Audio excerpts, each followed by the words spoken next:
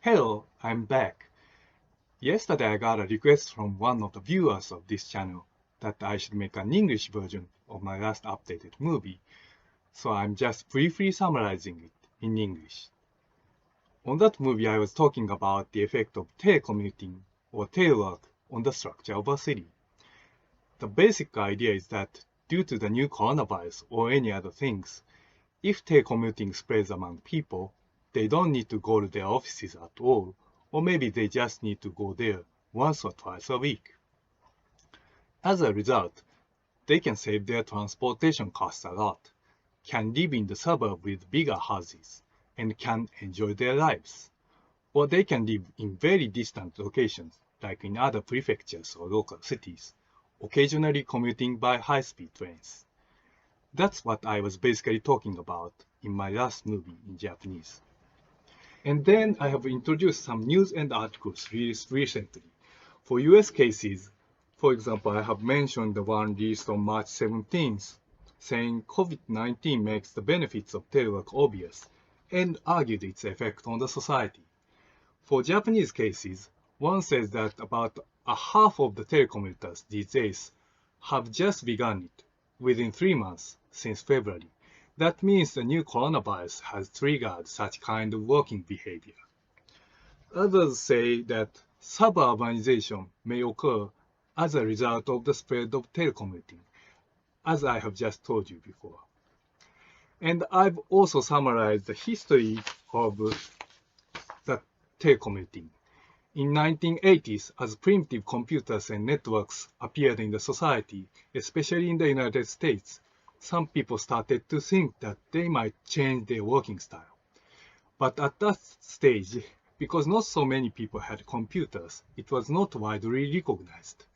But in mid-90s, as most people got computers and network access, they started to realize that those technologies might change their lifestyle or working style completely.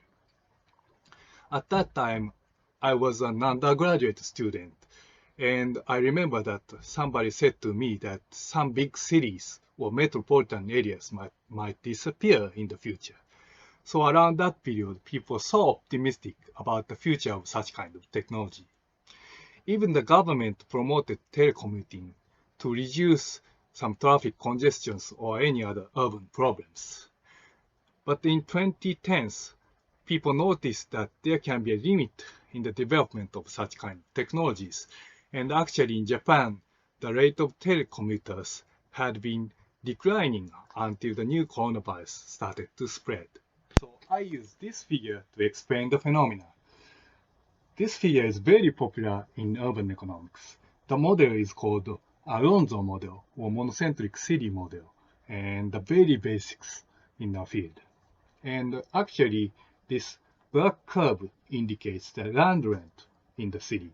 This is the center, CBD. This is the suburb, and this is the other side. So actually, this curve indicates the land rent is the highest around the center, and as one gets to the suburb, it goes down.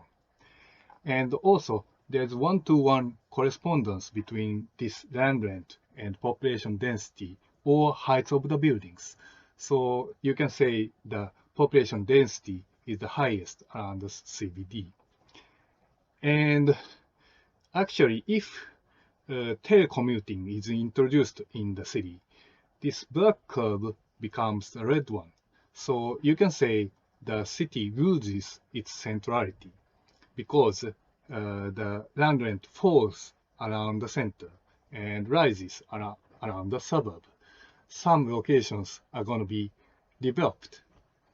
And because of this flatter land rent profile, you can say the city is dispersed. So as I have told you at the beginning of this movie, you can say, using this kind of simple model, that because of the spreads of telecommuting, the city is going to be dispersed. And I have also introduced some academic papers related to this issue. One paper is written by Salmon and Mokhtarian in 2008 as 27th chapter of a book named Handbook of Transport Modeling. Their title is telecommunications help solve transportation problems. And actually, this paper summarized the preceding literatures. As early as 1983, there existed research on this field. And also, there are so many empirical studies on the dispersion of cities or others in 1990s or 2000s. And also, there are some theoretical papers on this issue. One of those theoretical papers is this one, which is on Journal of Urban Economics, the top journal of this field, and written by Elena Safirova. The title is Telecommuting, Traffic Congestion and Agglomeration, a General Equilibrium Model. So using this kind of formal economic model, she has analyzed this issue. And there are some studies such as Slider and Slider, 2003, which are on agglomeration economy due to the introduction of telecommuting. You may wonder if telecommuting would cause agglomeration instead of dispersion.